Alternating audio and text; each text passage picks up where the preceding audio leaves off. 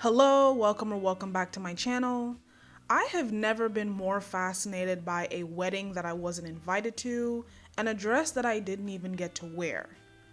On the surface, the discourse about Olivia Culpo's wedding is a simple matter of do you like the dress or do you not like the dress? And on a deeper level, it's about modesty culture and a difference of ideologies. So who is Olivia Culpo?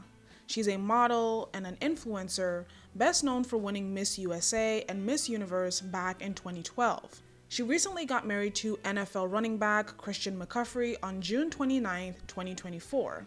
It was a private ceremony surrounded by friends and family in Rhode Island. The wedding was a Vogue exclusive, and her dress, which is at the center of this whole drama, was made by Dolce & Gabbana. And if you know anything about this fashion house, it's always in the news for some kind of ism or phobia. When it came to Olivia's wedding, I feel like no one really paid that much attention until a TikToker by the name of Gown-Eyed Girl made a nearly 6-minute video discussing how it was more than just a dress or a wedding, and how her comments were the real issue. So I'm gonna play the whole video that kind of set things off so that you can understand the full backstory. I have been a bridal creator for 4 years now, and I have never said this before, but I do not like this wedding dress. Olivia Culpo just got married, and this is a great example of how fashion is so much more than just what you see on the surface. When you see fashion, especially wedding dresses discussed on social media, you usually just end up hearing about whether or not the person talking likes the way that it looks, which is extremely subjective. Like this dress, for example, if I were to just look at the dress, I would see a beautiful bride in a beautiful, simple, elegant dress. If we stopped there at just the way the dress looks, we'd really have nothing to say. But it's all the stuff surrounding the dress that leaves kind of a bitter aftertaste. She said two things. First of all, she says, I didn't want to exude sex in any way. The second thing she says is she wanted the dress to be as serious as she takes the covenant of marriage. Now listen, there is nothing wrong with wanting a modest wedding dress or just modest attire in general. But the way that she was talking about this went beyond just wanting something modest for herself and pushing this idea of what she thinks all brides should look like. First and foremost, you could get married in your underwear and be taking your marriage vows very seriously. What you wear on your wedding day has almost nothing to do with whether or not you're gonna have a long and happy marriage. I also have a big issue with the terminology of not wanting to exude sex with what you're wearing, because in an oxymoronic way, it is both your choice and not your choice to exude any amount of sex no matter what you're wearing. Let me explain, because it's kind of confusing. First of all, the choice of exuding sex. I could wear something and on me it looks super modest, and on another person it look really risque, because we are all different people and the way we carry ourselves has a lot to do with the amount of sex and confidence we're exuding. But on the flip side, it has been documented that it does not matter what women wear, they will be sexualized if someone wants to sexualize them. So to treat this as if this is a sexless design is really odd to me, because both it is your choice if you do not want to exude sex in this gown, but also if people want to sexualize you, it is not your fault if they do that. Her two statements next to each other are a very eloquent way of saying that you are asking for whatever you are dressed as, which is an extremely harmful way of thinking. I also just think it's so weird how much she talks about coverage, especially as someone who in her day-to-day life is not exactly a modest dresser. She even says that her husband thinks she's the most beautiful when she's timeless, covered, and elegant. I just think the usage of the word covered is so icky, because you are not covered in day-to-day life. And also, why is he thinking that you're the most beautiful when you're covered? That's such an odd thing. All celebrity weddings will have a little bit of marketing sprinkled in there. I just think it's really odd that instead of marketing herself, she's marketing and pushing this conservative agenda. But let's take the politics and everything aside, because there's other things that she mentioned in the article that kind of induce an eye roll from me. First, she says what sealed the deal for her is that when she went on the internet, there was nothing out there like this dress. Hun, it's a high neck, long sleeve white dress. I think I could walk into any bridal shop and find you 3 of these. This Lea de Gloria gown is almost like an exact replica. I went on Pinterest for about 5 minutes and found all of these. Any bridal designer worth their salt could have designed this dress in their sleep. The main reason why we don't see a lot more brides in this exact dress is because it usually doesn't make it past the muslin stage in the designer showroom. There is no personality in this dress. Usually wedding dresses will have something of the bride injected into it, whether it's like a little bit of beading, some jewelry, detailing something. This is just nothing. It's the absence of personality, and really the only thing about the dress that it seems like she really wanted was to be head to toe fully covered. And it isn't like we haven't seen gorgeous modest dresses before, like Paris Hilton, Miranda Kerr, Lily Collins, pretty much any hijabi bride that's ever existed. But for some reason, I have a feeling that this isn't the kind of modest that Olivia Culpo and Christian McCaffrey were talking about. Even the designer, if you wanted timeless, elegant, classic, why wouldn't you work with someone like Chanel, Dior, even like Louis Vuitton? Nope, you went with Dolce & Gabbana, who is not someone who's known for modesty and also is kind of one of the worst people ever. Stefano and Dolce & Gabbana in general have participated in every ism and phobia that you can think of, from this super racist campaign that they doubled down on, to saying that gay people should like not be allowed to adopt and calling IVF children synthetic, randomly calling Selena Gomez ugly, these super racist earrings that they wore down their runway in 2013. In fact, there's like so many things that they've done. There's a comprehensive timeline of every offensive comment that they've ever made. But honestly, they probably made more since then because this is an older article. It's very clear that this was not a wedding. This was a conservative campaign. And it wasn't even well done. Olivia Culpo is a huge influencer. People were waiting for her wedding dress for like so long. And if you really wanted to push a conservative agenda, all you had to do was make it seem appealing. But instead you took this disingenuous pick-me route that honestly felt more like you were thinking about your narrative than you were about your actual marriage. She told Vogue she prefers to go more natural, so she didn't wear mascara or eyebrow gel on her wedding day. Sweetness, you didn't wear it because you have a lash lift, lash extensions, and eyebrow lamination. You would think someone who's saying that they wanted to take their wedding vows really seriously would focus more on the union that they're having rather than trying to push this notion of what they think brides should or should not look like on their wedding day. So that was the video that set things off, and there are multiple things that need to be addressed. First, the reason why I think people wouldn't take Olivia's words too kindly in the Vogue article is because of the conservative undertone. If you remember, a few months ago in May, an NFL player, Harrison Buchter, gave a graduation speech which was not well received by the public. I want to speak directly to you briefly because I think it is you, the women, who have had the most diabolical lies told to you. How many of you are sitting here now, about to cross this stage, and are thinking about all the promotions and titles you are going to get in your career? Some of you may go on to lead successful careers in the world, but I would venture to guess that the majority of you are most excited about your marriage and the children you will bring into this world. I can tell you that my beautiful wife, Isabel, would be the first to say that her life truly started when she began living her vocation as a wife and as a mother. I'm on this stage today and able to be the man I am because I have a wife who leans into her vocation. I'm beyond blessed with the many talents God has given me, but it cannot be overstated that all of my success is made possible because a girl I met in band class back in middle school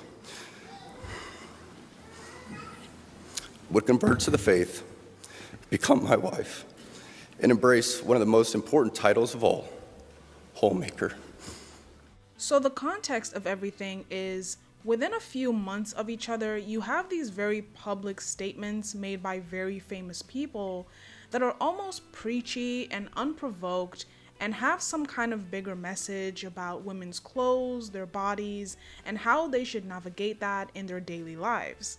And it's one thing if Olivia had these thoughts and shared it amongst friends and family, but because it was in an international magazine, Vogue, it was rightly going to be criticized. But what confused a lot of people, in my opinion, was her saying that she wanted to be covered up, but then having a reception dress, which was the opposite of that. I know. She can be both. She can want to be super covered up and modest and serious during her wedding ceremony where she's actually getting legally married to her husband in a 150-year-old chapel. Then a couple hours later, she can change into this strapless mini dress with a sheer cage skirt and micro shorts and just party with all of her friends and family and dance all night.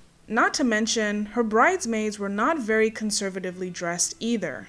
So you could say that the dress code / dress theme was all over the place, and she's also not someone who dresses conservative on social media and when she goes for public events.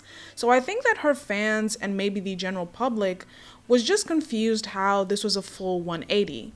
And of course, she has the full right to change her mind or dress however she wants for any event, especially her wedding day. But this is what comes with having such a public ceremony by having it in a very international magazine like Vogue. It really opens you up to public opinions, whether good or bad. Moving on, she also shared in her Vogue article that she didn't have the typical full face of bridal makeup. She skipped out on things like mascara and lip liner, which a lot of people thought she was either bragging or being hypocritical about because she has had beauty enhancements in the past, which give that permanent makeup look even though someone is not wearing makeup.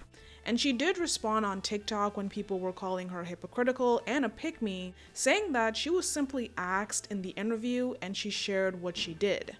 But while I was doing research for this video, it didn't take me long to find out that she's been very honest and transparent about a lot of her cosmetic and beauty enhancements. Come with me to get my first lash lift that took almost 4 hours. It was so long, but as you can see here, I have really thick and coarse lashes. And Eliza was very thorough. Here she is washing my eyes and my lashes, I guess, the hair on them. I need to get my eyebrows done. She used a large mold. I think she said that she's never used these on anybody, but that I had the longest lashes she'd seen in 11 years of doing this. So she had to separate them for a very long time. From what she told me, this is the most important part of the whole process so that you get a really natural, separated, feathery look. That's why I actually really appreciate she took so much time. Otherwise, I feel like my lashes would have looked clumped together and just not natural. He's still manipulating the hair up. I feel like this is the conditioning process. She has this funky mirror to make sure that everything looks good. Oh, finally, we're applying the product. So here she is applying the product and letting it sit for 14 minutes. She wanted to do 18 minutes, but I was too chicken and I begged her to just do 14 instead. So I was so scared. And then she dyed my eyelashes. I think at this point we were over 3 hours laying down, so I was getting a little bit antsy. The things we do for beauty, guys. Oh my God, taking them off. This was the happiest moment of my life. She's drying them here so that we can get the lift. And there you have it, you guys. This is the after. I can't believe that I waited so long to do this because I actually absolutely love it. Here's the before and after. Holy shit. Love you guys.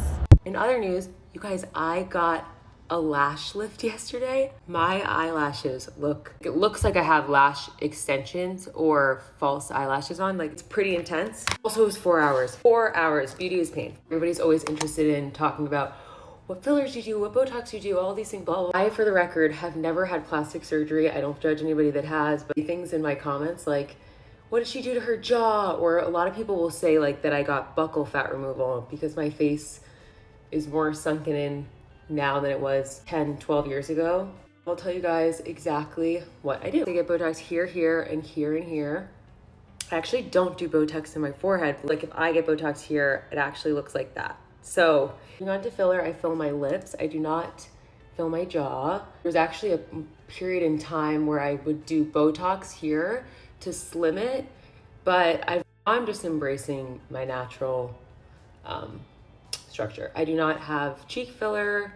I have done filler before in my cheeks, but I haven't in years. I don't want my face to be so concave, I guess. So that's the tea, guys. I just got a lash lift. And a lot of people ask me about skin. I'm a big believer in just regular facials. I love any Biologique Recherche location, I think. I just tried the soft wave laser. I thought that was really good. I'm just kind of doing all the things because of my wife. The iconic nude, Charlotte Tilbury. Speaking of lips, I tried Botox here before and then my lips looked insane. Like, just too much, but I would try that. Maybe just a different location. You know, happiness is definitely an inside job at the end of the day, and you can do all of these things because it's fun to you or not, but I don't know. I just want to be honest with you guys because I also think that gatekeeping is really lame. Another thing I've been doing to get ready for my wedding is I've been using Latisse on my eyebrows. I don't know if that's FDA approved, so like, please don't sue me. That is it for my makeup. Dewy, fresh, perfect for the day. So at this point, people were just going back and forth about whether or not they liked the dress, maybe a few comments here and there about her using Dolce & Gabbana. what is going on with these sleeves. You can see on the left side, which is her right arm, all the gapping and puckering up in the bicep area. This is a terrible fit. This is an awful fit, especially for what is supposed to be a couture, custom designed wedding gown. This looks off the rack. This looks like she just picked it up, felt it fit in some of the places, didn't decide to get it altered. This is bad. Secondly, what is going on with the hem of this dress? This dress is way, way, way too long. This is vile. This is one of the biggest mistakes that brides make. They do not wear the proper shoes to their alterations appointment. They do not get it hemmed to the proper length. They want to keep some of the length on it. They don't want to show their shoes when they're walking. This looks terrible. Standing at the altar with your dress pooling around your feet, it's amateur hour. This is not what this dress is supposed to look like. But I would say that this became actual drama when Olivia and her husband Christian commented that they thought that Gown-Eyed Girl was evil, the original girl who made the 5-minute video talking about her thoughts on the wedding dress. So now the conversation has shifted to, why is Olivia and her husband, who are supposed to be on their honeymoon, so focused on this wedding drama, and why are they even commenting on a TikToker's post when the wedding is public information and they are celebrities? But in today's day and age, whether someone is famous or not, if you make any kind of commentary or video on them, there is a very high probability that they will see it and they will comment on it. And because celebrities of today have easy access to social media and they can directly respond or defend themselves, it's not really a crazy idea for Olivia or her husband to respond. Should they have responded? I don't really think so, because it's only creating more negative attention towards their wedding, because now when you search up Olivia and her wedding, all that you get is the drama that's going on with her wedding dress and the comments that she and her husband made. But it's not all negative.